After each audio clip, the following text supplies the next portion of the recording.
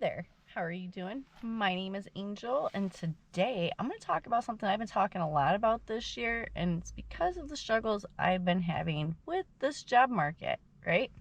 So I'm going to share my screen with you guys so you guys can see what I'm talking about, but I found this news article from New York Post that says unemployed workers having trouble finding a job, latest claims data suggest.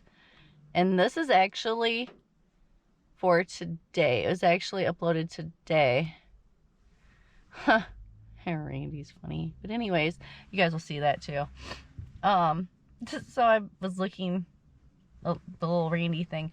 I was looking for jobs today on Indeed, and they had posted a job for a coroner. And I was like, what's funny to me is that I'm actually very qualified to be a coroner. That's kind of creepy, right? So anyways, that's what he was talking about. It's to die for. Now you guys know. But anyways, I have a sick, twisted sense of humor. I usually try to keep it out of videos. But anyways, they're sitting here talking about how many people are without jobs right now. And I don't know. And the thing is it says the number of Americans applying for unemployment benefits held steady last week, though continuing claims rose to the highest level in 3 years. I actually tried to apply for unemployment, and the process in Illinois is ridiculous. So you can either apply online, which I opted not to do because I don't know what I'm doing, right? And I got to the first question. I'm like, well, I don't know what I'm supposed to write. So I called the number. It says, like, if you need help or if you want, you can't just go into the office no more. You have to schedule an appointment. You have to, like, call this number, leave your information for someone else to call you back later to schedule an appointment to go into the unemployment office. I couldn't make this up if I tried. So I gave up because that seems like an awful lot of work, and I was very highly confident that I would find another job and I wouldn't need it. Well, it's looking like I might have to jump through some hoops because these jobs out here are just not happening. Like, okay, so there's that. But then I don't remember what I was on the other day. I was on something. YouTube. I think it was on YouTube. Okay. And I'm sitting there watching this video, and they're talking about how hard it is to find a job right now. And this person actually had a name for what I've been talking about. Ghost jobs. I'm like, yeah, these places out here are posting fake jobs, and then, they're not hiring nobody, but they're always hiring, but they're not hiring anybody. It's kind of creepy, right? So they actually have a term for that, and it's called ghost jobs.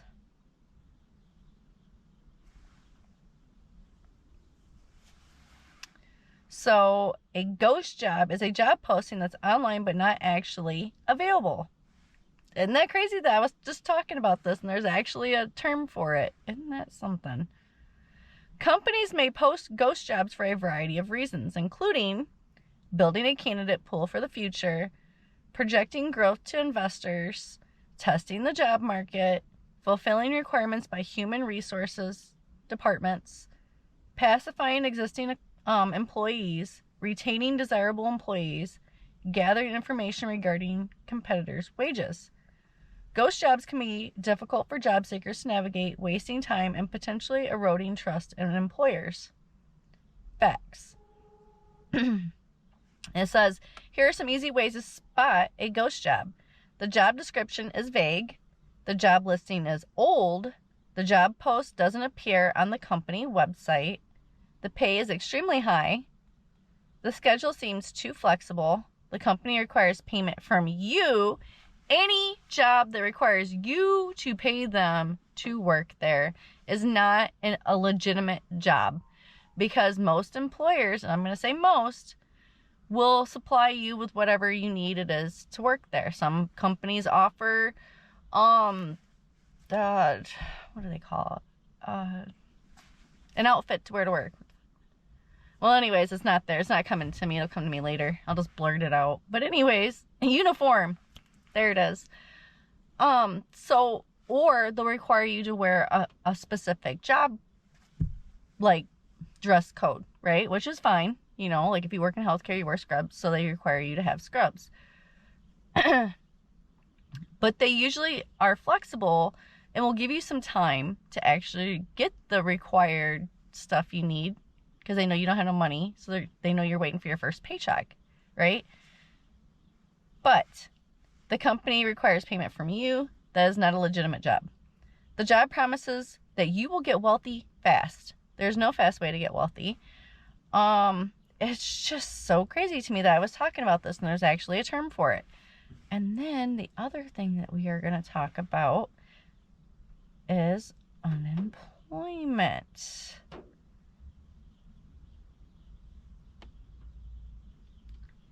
Okay. So, oh, that's not what I wanted. Unemployment stats, maybe? Oh, 2024. Okay, sweet. Here are some unemployment stats for 2024. The unemployment rate in November 2024 rate in the United States, which I don't agree with, was 4.2%, which was a small change from the previous month. This is 0.05 percentage points higher than November 2023. And let's see, job openings, blah, blah, blah. Okay, so that's not telling me what I want to know. But how many companies have went out of business in 2024? Let's get into this. Okay. Pay attention. In 2024, and I've been paying attention, like I don't watch the news, but I go on Google. So I usually see stuff like this, talking about businesses going out of, business, having to file bankruptcy. I'm like watching all this stuff, right? And I just pay attention to too much stuff. It's because of my trauma brain. So anyways, I pay attention to a lot of stuff. So anyways, it says a significant number of companies have faced financial difficulties leading to closures or bankruptcy filings. While pinpointing an exact number is challenging, data indicates a noticeable increase in business closures and bankruptcy filings compared to previous years. Key insights: increased bankruptcy filings. U.S. bankruptcy filings have risen in 2024, with business filings experiencing a more substantial increase compared to non-business filings. Retail sector struggles. The retail sector has witnessed numerous store closures, with major retailers announcing significant numbers of closures in 2024. They're talking about notable bankruptcies. The one I just heard about was the Party City one. So, but that's actually made the list. It says several well-known companies, including Big Lots, which I heard about, Bowflex, and Party City have filed for bankruptcy in 2024.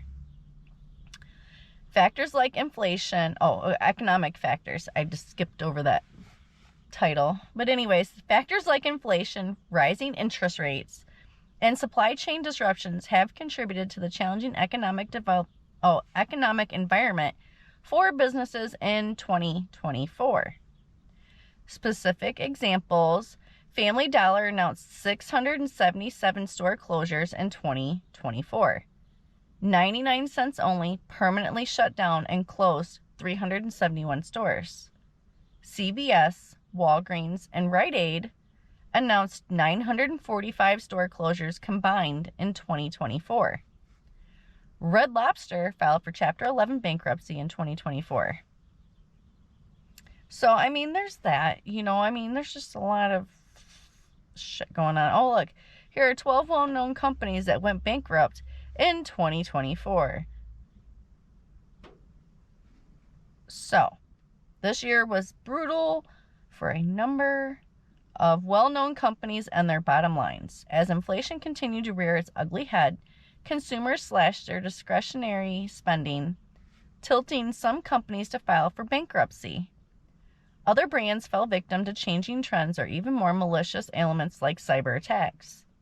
At least 19 companies have cut a combined 14,000 jobs because of bankruptcies, according to Challenger, Gray, and Christmas. Christmas has to be the most awkward last name to have. Like, you would think it'd be great, but it'd have to be awkward because then everybody's going to ask you the damn question. I feel sorry for you, person. Anyways, an outplacement services firm. Notably, retail closures have picked up this year because the sector's sugar high of 2021 and 2022.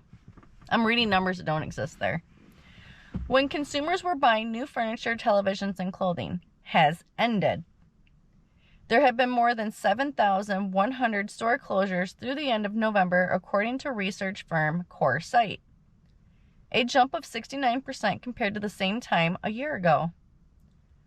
Of course, filing for bankruptcy doesn't necessarily mean a business is going bust.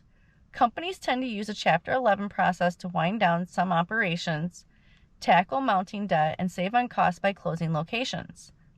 Here are some of the most notable bankruptcies of 2024, listed alphabetically. And they got Big Lots filed for bankruptcy in September after previously warning that it had substantial doubt about its survival. The discount retailer recently announced that its deal to sell itself to a private equity firm had fallen through, and it will soon close its remaining 963 locations.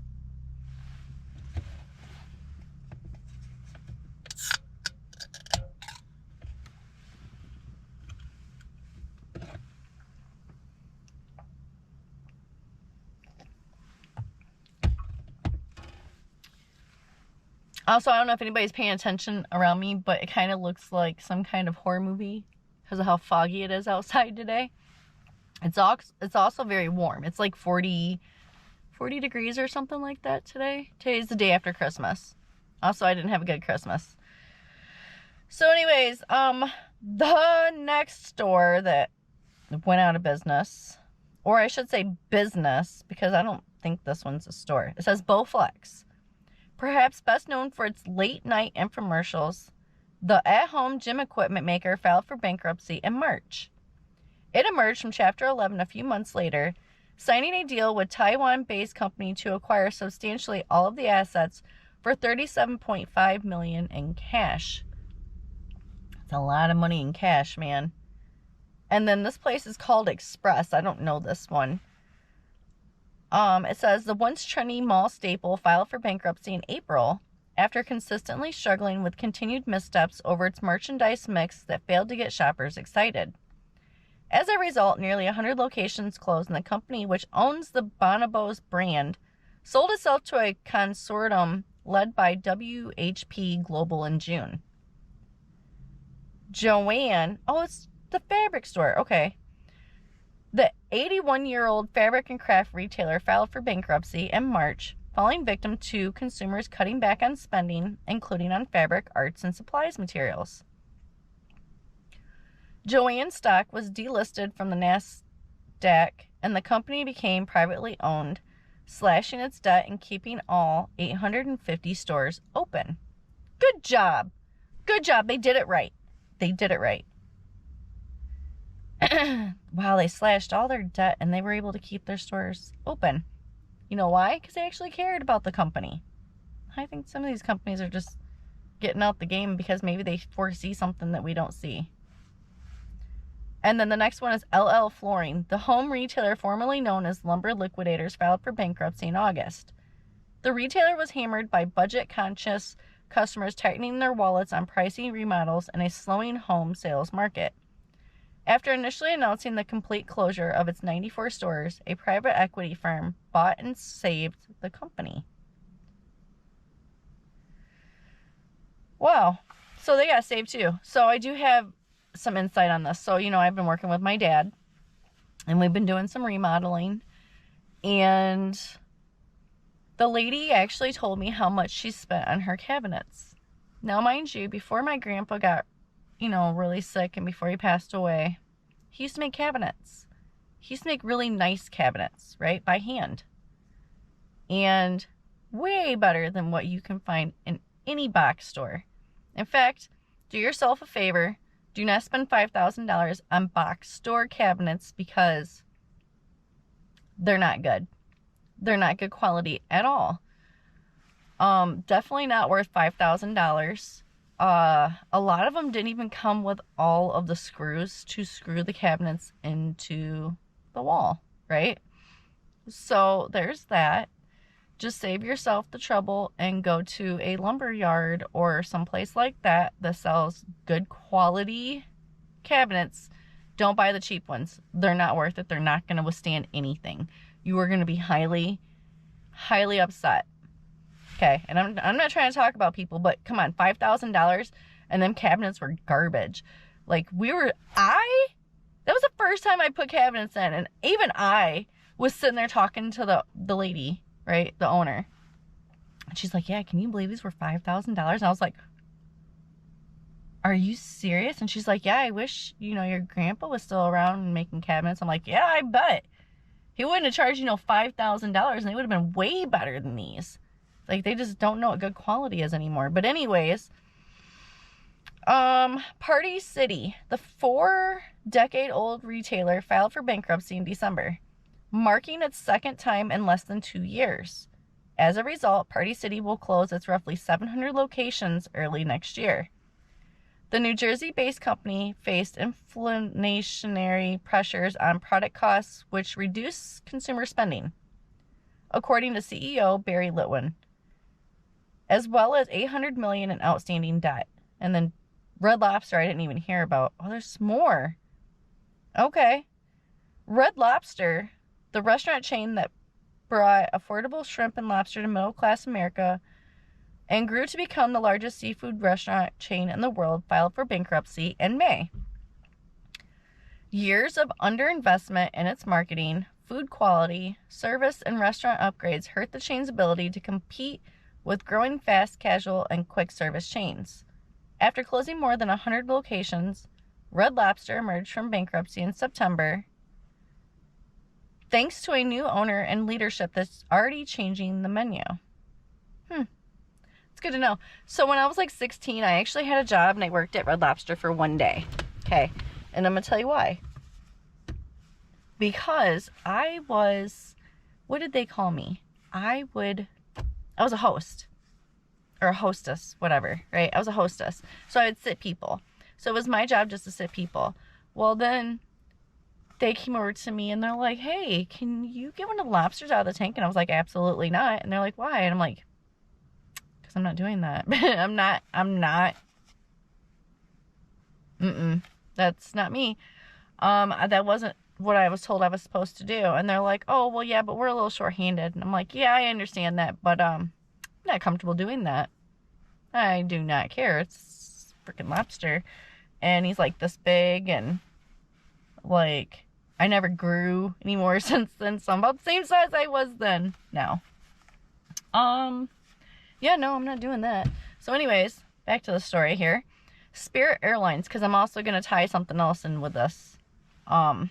Just because I've been thinking about it a lot. Spirit Airlines. So the yellow-hued budget carrier landed in bankruptcy in November because of mounting losses, unaffordable debt, increased competition, and the inability to merge with other airlines. Spirit said that because of its bankruptcy and negotiations with existing creditors, it will be able to emerge early next year with reduced debt and increased financial flexibility. Then there's Stoli. Never heard of this one either. Stoli Group USA, the owner of the namesake Vaca, filed for bankruptcy in December. We're going to bring this up now. I was going to hold off, but I have to now. Okay. Just because I said the word Vaca. So, some of you know I worked in retail. I've worked in retail, and the amount of theft is insane. Like, people walking in, grabbing a cart, filling up the fucking cart, and walking out the goddamn store with it. Okay? And I understand it's not safe to chase after these people or try to stop them or whatever because people have gotten harmed. I get it. Put up extra measures, okay? Because what's happening is these companies are losing that money, okay? And instead of marketing it, writing it off as theft, they're saying that the counts are wrong. Yeah, you're right. You are 100% right. Them counts are wrong. Okay? Do you know why them counts are wrong? Because the fucking shit walked right out the door. That's why there's no fucking account for it after it got counted in when it came in on the truck. Okay? So when it leaves the store and it's not sold, it's not counted as being sold. So it's supposed to be somewhere in the store. Okay? But it's not because it walked out the damn door. Okay?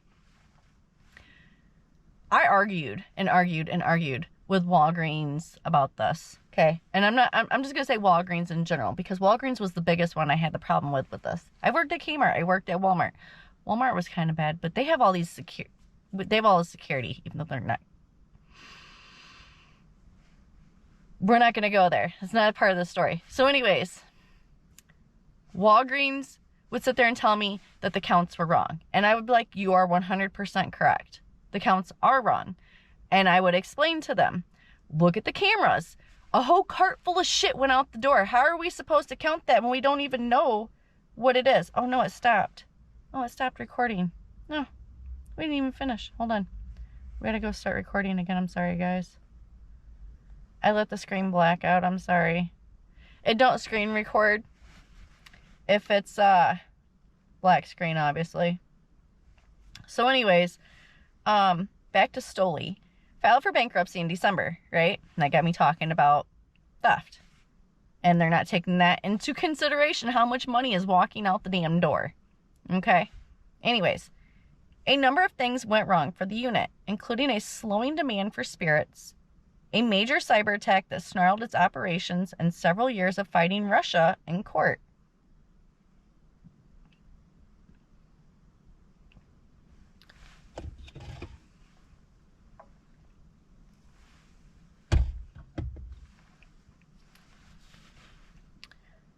TGI Fridays, the American casual dining chain known for its flair, filed for Chapter 11 in November. After years of dealing with a shrinking footprint and a decline in customers, TGI Fridays said in a statement that fallout from the COVID-19 pandemic was the primary driver of our financial challenges and that it will use the process to explore strategic alternatives in order to ensure the long-term viability of the brand. I wonder what's going to happen with... Shut up, I didn't know about this one. I'm kind of sad because I've known this one my whole life. I thought we had one here in town. My God, I don't even think we have one. But anyways, True Value. I think ours closed down. But anyways, the 75-year-old hardware store filed bankruptcy in October and ended its legacy by substantially selling its operations to a rival. In court filings, True Value said it faces a significant cash crunch as the housing market has stalled and consumers have become far more picky about discretionary purchases like hardware. True Value stores are still open because they are not part of the bankruptcy proceedings. Shut up. How can this one even... Everybody has this in their house. I don't understand what is going on. But anyways, Tupperware. The kitchen brand, known for its plastic food storage containers, filed for bankruptcy in September after years of falling popularity and financial troubles. In late November, Tupperware's brand name and intellectual property were bought by a private equity firm that aims to keep the company operational. Oh, wait, and that's the rest of the one. And then we talked about the theft, right? But do you remember when I talked about the AI problem with trying to find a job right now? Let's get into that. Clickety click click. AI. Problems in the job market. Oh, I should have put 2024. Shoot. Okay. So anyways, it's funny is it uses AI to find the Google answers too. So isn't that funny? How I'm talking about it and it's going to sit here and write itself out essentially. AI can have several problems for the job market, including, which we have talked about on this channel. You know, maybe I'll have to link that video to this video. Because I was like, do you guys know about this problem with AI? So, job displacement is a big one. AI can automate routine tasks, which can lead to job losses in certain industries. A Goldman Sachs analysis suggests that generative AI could automate up to 300 million full-time jobs in the US and Europe. That is insane. Underrepresentation in STEM. Women, Black, and Latino workers are underrepresented in STEM education in the workforce, which could worsen wage gaps. Lack of retraining. AI can undermine existing professions, so retraining will be important for future employment. Unrealistic job descriptions. AI can be used to create job descriptions that are unrealistic, such as having entry-level requirements that actually require 10 years of experience. That's the problem I'm having right now, is I have a medical assistant diploma, and with my, it took me 3 times to become a medical assistant because of bullshit. One day we'll get into that. But I have a lot of medical assistant schooling because of shit that I couldn't control. Like the first time I went to a school online, they couldn't find me an externship in town. They dropped me with a 4.0 GPA. Then the second time I went to a school here in town, and I failed the medical law and ethics class twice because I argued with the teacher. I challenged him. That's all it was. I didn't fight with him. I challenged him. There was a stupid discussion post, and all I did was write down a goddamn honest answer and gave examples and was very descriptive about it, and he failed me. Not once, but twice. And then the last time I actually went to Rockford Career College, I posted pictures of my, me graduating or whatever. But with the schooling I've had and the year and a half that I actually worked as a medical assistant until after my mom, my grandpa passed away last year, that's not enough experience to work as a medical assistant. But so-called hospitals and stuff around here need help. They need medical assistants. But they're not hiring people to give them fucking experience. Riddle me that. How does that even make sense? I have student loan debt too, because of all the stupid shit I've been through. I'm telling you. But anyways, hold on. We're about to lose the screen again. And then it goes into a whole thing. AI affects jobs by altering skill demands, replacing certain jobs, and creating new roles. In society, AI can improve services and contribute to better decision-making, but also pose challenges such as potential biases and privacy concerns. How Gen AI is already impacting the labor market. Oh, this was for last month, too. I mean, I told you how, they were using the AIs to custom make new resumes, and then the companies started using AI to sort through resumes, so a lot of people's resumes aren't even being seen because they don't have certain keywords in them that people are supposedly looking for. I don't know, it's just a whole struggle. I mean, if you're having problems too, comment down below, tell me what your problems are, because, I mean, shit, let's just make a whole another video about this, because I guarantee it's going to happen. I just don't understand what this world is coming to. But if you are having the same problem as me with this job market, go ahead and leave your story down below. I want to read it. I'll make a whole video about it and everything. I'll add it into another video, I promise, because this is not done. I promise I'm going to find something else. And I'm like, hey guys, look at this. Look at this. We've had several companies here in town actually close down. Hundreds of jobs lost. Right before Christmas even. It was sick. So sick. I mean, the one company actually gave severance packages, but we all know that money only lasts for so long, especially with inflation being as high as it is. So, there's that. I didn't mean to jump on your parade or whatever, or ruin your day. I'm not trying to ruin your day. I'm just trying to raise awareness. And maybe if you're having the same struggle as me and you're pissed off about it, join this club, man, because I'm just going to keep going. Something's got to give. It just don't make sense to me. What is going on? Really? What is really going on? I feel like there's something seriously going on, and we're just all ignorant or blind to it or something. And I'm really trying to pay attention. I really am trying to figure out what it is, but I don't know what it is. Anyways, I appreciate you so much for watching my video. I hope you have a great rest of your day, and I'm sorry, if I may have ruined it a little bit by discussing all this fucking unemployment shit. But I hope you have a good rest of your day. Thank you so much for watching this video. And if you liked this video, go ahead and give me a thumbs up. If you want to see more videos like this, go ahead and subscribe. And you know what? I guarantee this isn't the last time we're going to talk about this unemployment stuff. And I mean, it's not really a mystery, but it is, because why is so many people having such a hard time finding a job right now? That is the mystery. Why?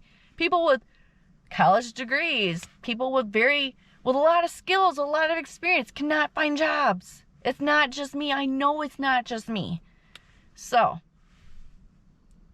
join this little discussion we got going here, and I'll see you in the next one. Bye.